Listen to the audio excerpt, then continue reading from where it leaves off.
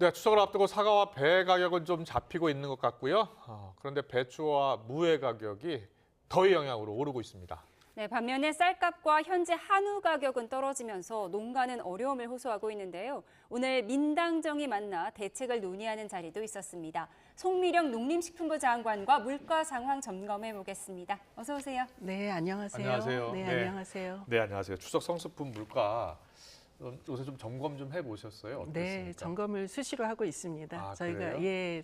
추석부터 3주 전부터는 그 성수품 수급 안정 대책을 추진을 합니다. 그래요? 그래서 그 차원으로 실은 저희 농식품부 같은 경우에는 매일매일 점검을 합니다. 그래요? 네, 좀 그렇습니다. 어떻습니까? 지금 보니까 사과와 배 가격은 좀 잡히고 있다면서요? 어떤 이유 그렇습니다. 때문이에요? 사과, 배 같은 경우에 작년에 생산량이 한 30% 정도 줄었었습니다. 기후 여건 때문에. 그런데 올해는 우리 농가들이 1월 달부터 정부하고 생육관리 협의체 만들어서 너무 열심히 노력을 해주셔가지고 다행스럽게도 추석 앞두고 보니까 사과, 배는 굉장히 작황이 양호하고 그래서 공급량도 평년 수준이 될 것으로 저희들이 전망을 하고 있습니다. 그래서 추석에는 사과 경우에는 홍로라는 품종을 드시고 배의 경우에는 신고라는 품종을 드시는데 홍로하고 신고의 경우에는 그 작년하고 비교하면 20% 정도 공급량이 많을 것으로 그렇게 저희들이 보고 있습니다. 네. 말씀하신 대로 과일값은 잡혔는데 배추와 무값은 계속 오른다고 하더라고요. 이건 왜 그런 거죠? 배추, 무가 그 고랭지, 지금은 여름 배추를 저희가 먹고 있거든요. 여름 배추하고 무를 먹는 건데 고랭지 지역이라고 강원도에 강릉, 평창 이렇게 이런 지역에 생산이 돼요. 근데 아시는 것처럼 이번 여름이 워낙 너무 더웠죠. 폭염이 있고 또 그쪽에 가뭄이 좀 있었습니다. 그러니까 배추 생육이 뭐랄까 배추가 이렇게 비대해지지를 못하고 좀 이렇게 작은 거예요. 그래요? 그래서 그 물량은 사실 이번 주부터는 충분히 나오고 있습니다. 그런데 상중 하품으로 나누어서 보면 상품은 좀 희소하니까 가격이 비싸고 중하품은 그래도 평년 정도로 그렇게 좀 공급이 되고 있습니다. 그래서 가격이 많이 그래도 지금 추석에 가까울수록 그 좀 괜찮아지고 있습니다. 그렇군요. 김장철이 다가오다 보니까 뭐 배추를 수입해야 된다는 의견도 있던데요. 그런데 지금 배추는 여름 배추이거든요. 우리가 김장 배추는 11월, 12월에 우리 김장하는 배추잖아요. 지금 막 정식을 하고 있습니다. 그래서 9월 중순까지 정식을 하기 때문에 지금 배추는 김장 배추하고는 상관이 없고요. 그렇군요. 배추의 경우에는 지금도 할당가세가 0%예요. 그래서 수입이 필요하면 수입이 되는 구조입니다. 그렇군요. 네. 그럼 또 작황을 또 봐야 되겠네요. 그러면. 그럼요. 그래서 여름 배추는 지금 이제 추석 지나고 이러면서 좀 그 소진이 될 거고요. 그리고 이제 김장을 막 해 드시는 철에는 조금 작황을 잘 관리를 해서 문제 없도록 그렇게 해야 될 것 같습니다. 알겠습니다. 계속해서 한우 가격 좀 볼까요? 한우 가격 저희가 그동안 계속 보도를 해드렸는데 한우가 산지 가격은 떨어졌다는 거예요. 그런데 우리 소비자한테 잘 체감이 안 가요. 네. 그게 이제 그럴 수밖에 없는 게 한우가 그 굉장히 지금 저희가 도축 마리수라고 하는데 지금 한우 물량이 굉장히 많습니다.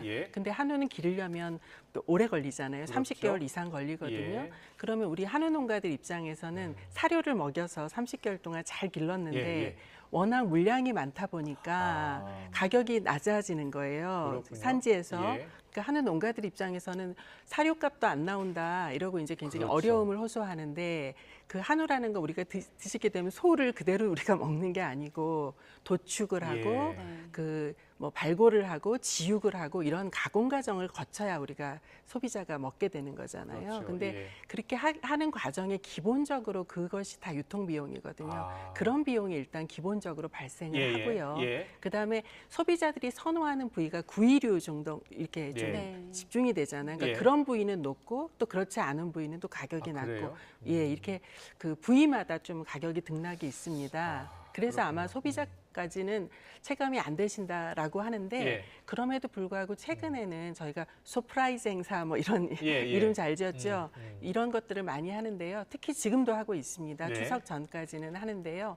그 50% 반값 할인하는 뭐 이런 것들을 저희가 하고 있고요. 그래서 소비를 좀 촉진할 수 있도록 그렇게 하고 있는 유통 중입니다. 단계를 좀 줄이면 맞습니다. 그래서 지금 좀 직거래를 하게 한다거나 온라인으로 좀 거래를 하게 한다거나 해서 유통 비용을 비용을 좀 줄이는 예. 뭐 그런 노력도 하고 있고요. 농협이 좀 중심이 돼서 네. 그 선도적으로 가격을 좀 낮추면 예. 그러면 좀 다른 유통업체들도 따라서 가격을 낮추는 뭐 이런 효과도 있지 않을까라고 해서 그런 부분들도 좀 저희들이 독려를 하고 있는 상황입니다. 그렇군요. 네. 예.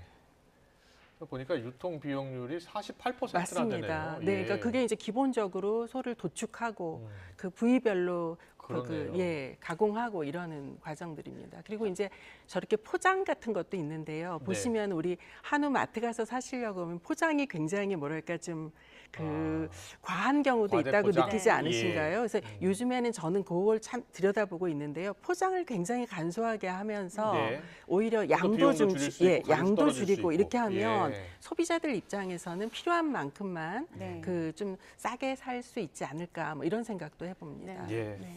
한우 가격 떨어졌다는 이야기 짚어봤는데 요즘 쌀값도 떨어져서 또 농민들의 고민이 깊잖아요. 맞습니다. 이 부분 어떻게 보세요? 이게 이제 잘 아시는 것처럼 우리가 그 밥을 먹는 것이 많이 줄어들었어요. 네, 예전에 쌀 소비가 계속 쌀 줄고 소비가 있어요. 예. 작년 기준으로 통계로는 인당 우리 국민들이 쌀을 56.4kg 소비하신다고 하거든요. 예. 이게 10년 전하고 비교하면 10% 넘게 줄어든 수치예요. 예. 그런데 반면에 축산물 같은 경우에 소비가 1인당 60.6kg를 하니까요. 예. 그러니까 오히려 밥보다 축산물, 그러니까 고기류를 더 드시는 단백질을 많이 먹어서 그런가 봐요. 그렇죠. 그러니까 이렇게 지금 식습관이 변했어요. 그러니까 쌀은 소비는 줄고 그런데 생산은 상당히 말하자면 넓은 면적에서 안정적으로 그 우리 고령 농가도 쉽게 할 수 있도록 예, 기계화도 예. 다 돼 있다 보니까 생산이 소비의 감소 속도를 따라가질 못하고 생산은 계속 느는 겁니다. 예. 그래서 그러다 보니까 이 생산과 소비의 차이로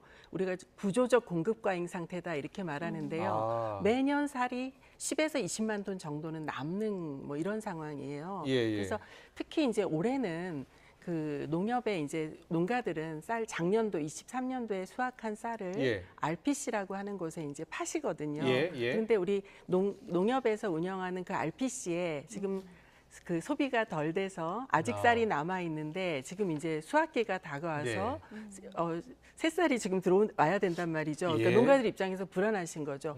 아직 소비도 다 안 됐는데 예. 지금 수확을 해야 되는데 쌀 가격이 더 떨어지면 어떡하냐 이제 이렇게 걱정을 많이 하시는 뭐 이런 상태입니다. 어떻게 해요, 그러면? 어떤 그래서, 대책을 좀 예, 마련해 오셨어요? 그래서 저희가 예. 지금 오늘 오전에 네. 민당정으로 그 협의회를 하고 그 대책을 좀 발표를 했는데요. 네. 일단 정부에서는 그 올해 24년상 수확기에 대비해서 사전의 수확기 대책을 먼저 발표를 하였습니다. 예, 예. 그러니까 이게 2005년부터 이후로 가장 빠른 수확기 대책을 지금 마련한 거예요? 겁니다. 예, 왜 예. 10월 중순쯤 돼야 수확기 대책을 하거든요. 네. 그래서 저희가 한 달 이상 앞서서 지금 빨리 대책을 내놨군요. 발표드린 건 뭐냐면요. 예. 농가들의 불안 심리를 좀 염려 마시라고 잠재우기 위한 것인데요. 예. 그러니까 이런 겁니다.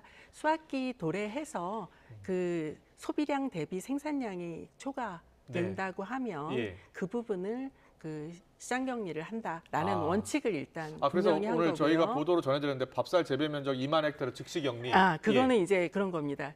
저희가 작년이 70만 8천 헥타르에서 우리 쌀을 재배했었어요. 그래요? 저희가 재배 면적을 좀 줄이려고 노력을 했는데 10,000헥타 정도 줄어서 올해가 69만 그렇습니까? 8천 헥타가 됐습니다. 예. 그래서 근데 올해 지금 그 날씨 등을 예. 보면 굉장히 풍년이 될 가능성이 매우 높다 그래요? 하기 때문에 생산량이 굉장히 소비량 대비 많을 것이 분명하다. 그래서 확실하게 지금 봤을 때 2만 헥타면 10만 톤 플러스 알파 정도 되거든요. 네. 쌀 양으로 하면 요 정도는 미리 선제적으로 줄이는 것이 좋겠다라고 해서 2만 헥타는 지금 선제적으로 밥쌀 시장에서는 격리를 하고 그 축산농가의 사료용 동으로 그 넘기겠다라고 하는 대책을 오늘 발표한 거고요. 그렇군요. 10월 중순 되면 통계청에서 그 예비적으로 쌀 예상 생산량을 발표를 합니다. 그러면 그걸 보고 그때 이제 저희가 2만 헥타 줄인 것보다 더 초과되는 물량을 또 격리를 할 겁니다. 그리고 이제 11월에 확정적으로 그 쌀 생산량이 그 결정이 되면 그때 이제 추가적인 대책을 수급 상황을 보고 추가적인 대책을 또 한다라는 게 이제 정부의 계획입니다. 그렇군요. 네. 한우와 쌀값에 대해서 짚어보고 있는데 이제 민주당을 중심으로 양곡관리법, 또 농안법 개정을 추진하고 있잖아요. 정부의 입장은 어떻습니까? 정부 입장에서는 이렇습니다. 양곡관리법 내용이라는 것이 남는 쌀을 정부가 의무적으로 매입해라. 근데 지금 제가 좀 전에 설명드린 것처럼 저희가 이렇게 수급을 보고 그 쌀을 정부에서 격리를 시키는 것을 재량으로 하고 있잖아요. 근데 그럼에도 불구하고 쌀 그 재배 면적이 쉽게 줄고 있지 않지 않습니까?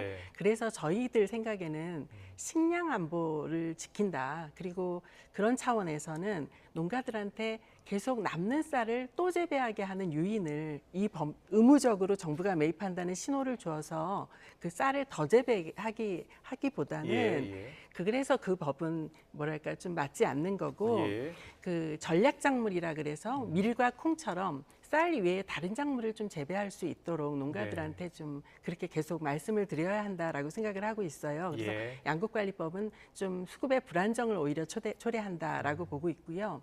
그 또 농안법 같은 경우에도 특정 농산물 같은 경우에 기준 가격을 정해서 시장 가격의 차익을 무조건 보존해줘라라는 게 이제 그 내용인데 그렇게 되면 기준 가격이 높은 품목 위주로 생산에 쏠림 현상이 나타날 것이고 그러면 전반적인 농산물의 수급은 불안정해지기 때문에 그것도 맞지 않는다라고 정부 입장에 생각을 합니다. 그래서 무엇보다도 쌀이든 다른 농산물이든 농가가 참여를 해서 스스로 수급 안정을 참여하는 뭐 이런 태도를 가지고 참여를 해서 수급이 안정되는 것이 가격도 보장받을 수 있는 길이고 소비자 우리 국민들한테도 안정적으로 농축산물을 공급할 수 있는 것이라고 보기 때문에 정부에서는 그런 법률보다는 그 다른 방식으로 좀 고려를 하고 있습니다. 가령 농가 스스로 선제적으로 수급 관리에 참여를 하고 또 수입 안정 보험이라고 해서요.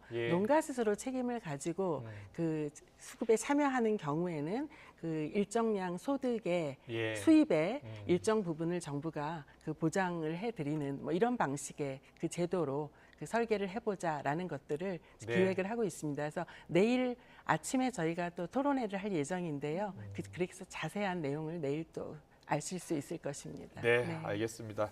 요즘에 또 올해 또 풍년이 예상된다고 하는데 쌀값이 자꾸 떨어져서 걱정도 되는데 좋은 대책 많이 만들어줬으면 좋겠습니다. 농가들과 함께 열심히 논의해서 그렇게 하도록 하겠습니다. 네, 알겠습니다. 잘 들었습니다. 지금까지 송미령 농림축산식품부 장관과 함께했습니다. 고맙습니다. 고맙습니다.